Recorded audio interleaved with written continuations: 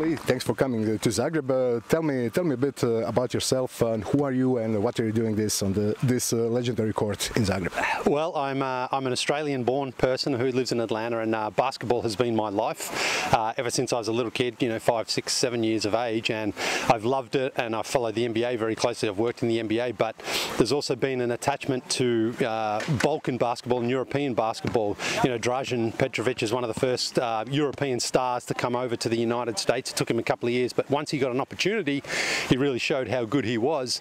And for me, I think being non-American, I think I sort of associated with a little bit more with someone else who's non-American, because you understand that you can still make it in the NBA.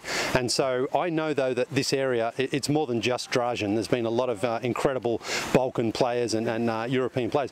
You only have to look at the last two MVPs, Nikola Jokic, of course, and then Giannis Antetokounmpo as well from Greece. So this area is very rich in basketball history, very rich in basketball culture and tradition. And not only that, it's simply a beautiful part of the world. So that made it easy for me to find this place as the destination I wanted to come to, because great country, great food, great people, and a little bit of basketball thrown in there too for good measure.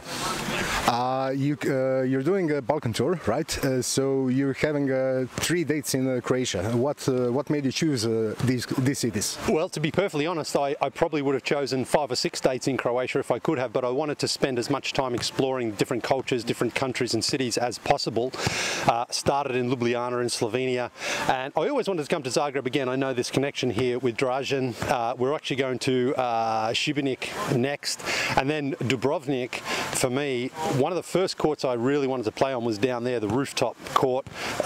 That scene to me is just beautiful, and so as this trip was coming together, I knew obviously Belgrade was another city I really wanted to go to, and I thought I've got to try to do as much as I can, but I'm also a father and a husband, so I can't be away for months at a time. I have to try to squeeze it all into 16 or 17 days here. So Croatia, it was an easy choice to choose 3 cities, because they kind of, Zagreb to Šibenik is on the way to Dubrovnik, so it made it easy to do that. I'm not sort of crisscrossing or going back and forth.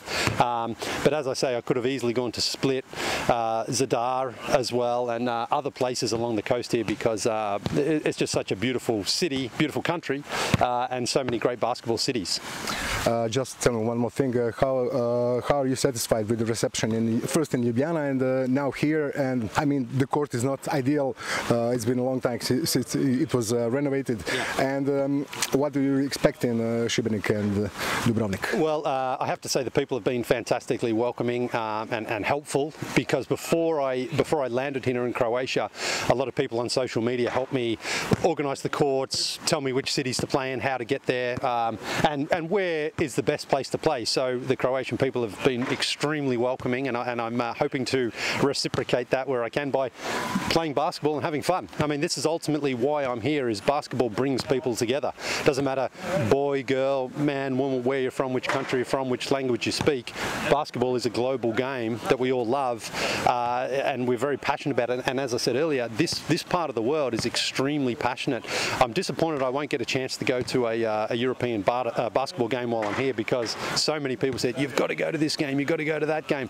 But unfortunately, the timing doesn't quite work. But this, like I say, I'm in Croatia, I think 7 or 8 days. I could easily spend the whole time here and sit on the beach for a couple of days as well, and really enjoy everything this country has to offer. But it's been great, and look, you're right, the court isn't the best court in terms of its condition, but I think again people are able to sort of put that to the side when basketball is the game that brings us all together and makes us have fun, make friends, enjoy each other's company, play competitive too. Like no one's trying to beat the other guy or anything like that too badly, but everyone's playing competitively and having fun, and that's what it's all about.